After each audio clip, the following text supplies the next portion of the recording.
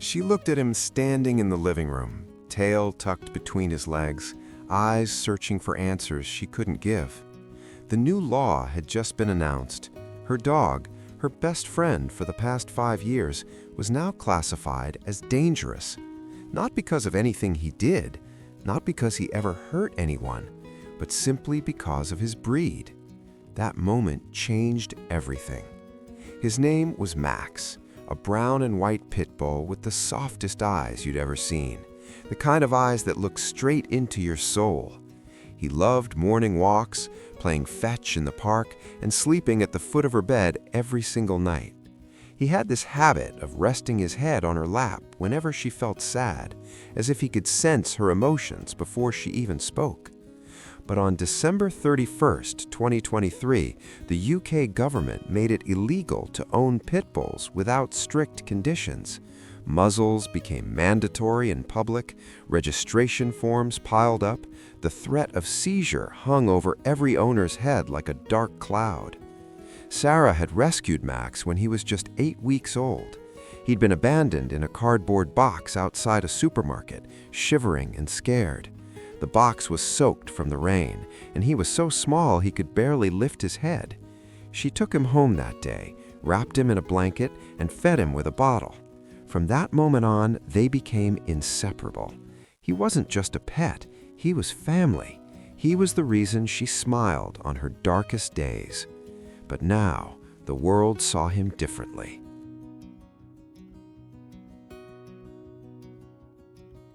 If you're still watching and haven't subscribed yet, I'd really appreciate it if you did. Stories like Sarah's need to be heard, and your support helps us share them with more people who care. The new regulations felt impossible to live with. Every time they stepped outside, Max had to wear a heavy muzzle that covered his entire face. He couldn't pant properly in the summer heat. He couldn't drink water during their walks. He couldn't pick up his favorite ball or carry a stick like he used to. The joy that once lit up his face started to fade. She watched him hesitate at the door, something he'd never done before. Going outside used to be his favorite thing in the world, and now it felt like punishment.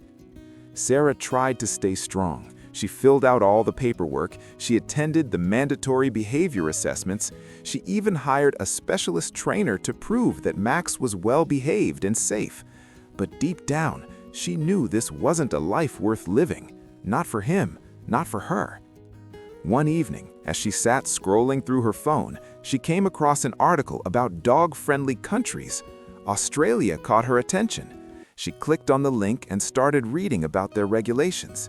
Pit bulls weren't banned there. They weren't seen as weapons. They were just dogs. That's when the idea planted itself in her mind. What if she moved? What if she took Max somewhere he could be free again?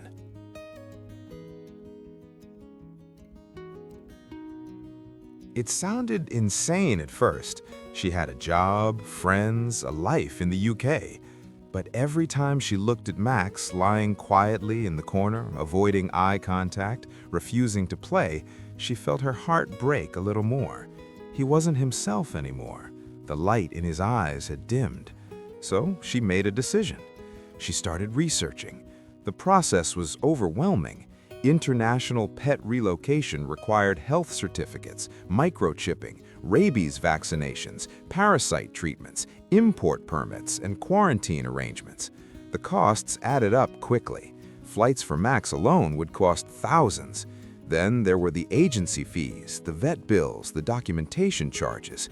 In total, it came to nearly £11,000. Sarah didn't have that kind of money saved up. She worked 2 jobs for 6 months. She sold her car. She moved into a smaller apartment to cut rent. She stopped going out, stopped buying anything unnecessary. Every penny went into the fund for Max.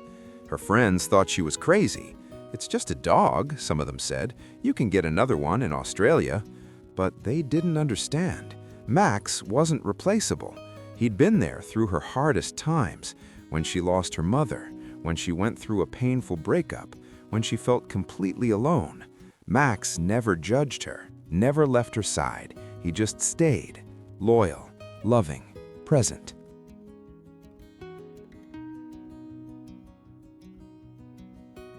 Some people say we do too much for our pets. Others believe they're worth every sacrifice. Where do you stand on this? Is there a limit to what you do for an animal you love? The relocation process took 9 months. 9 months of constant stress, paperwork, phone calls with agencies, vet appointments, and sleepless nights worrying that something might go wrong. There were moments when Sarah almost gave up, when the bureaucracy felt too heavy, when the money ran out and she didn't know how she'd pay for the next step. But she kept going, for Max. Finally, the day came. Max was cleared for travel. Sarah had already moved to Australia 2 weeks earlier to set up their new home. She'd found a small house just 5 minutes from the beach, with a backyard big enough for Max to run freely. When the relocation agency delivered Max to the door, Sarah's hands were shaking. She walked outside and saw him standing in the crate, confused and tired from the long journey. His fur looked different, a little messier than usual. His eyes were uncertain. For a moment, he didn't move. Then he heard her voice. His ears perked up, his tail started wagging, and when they opened the crate, he bolted straight into her arms, almost knocking her over with the force of his excitement. It was pure, unfiltered joy. Max adjusted to his new life quickly. Every morning, he'd run out onto the porch and stared toward the ocean, as if checking to make sure it was all still real. No muzzle, no restrictions, no fear, just freedom. They started going to the beach every day. Max would race across the sand, dive into the waves, chase seagulls, and play with other dogs without hesitation. The spark in his eyes came back. The happiness returned. He was himself again. Sarah watched him one afternoon, running through the shallow water with his tongue hanging out, and she felt tears streaming down her face. Not from sadness this time, from relief, from pride, from the overwhelming feeling that she'd done the right thing. People ask her if it was worth it, if moving 9,000 miles and spending 11,000 pounds for a dog was really necessary. She doesn't even hesitate when she answers, "Absolutely, I'd do it all over again." Because Max didn't ask to be born a Pitbull. He didn't choose to be judged by his breed instead of his character. All he ever wanted was to be loved, to be safe, to be free. And now, finally, he is.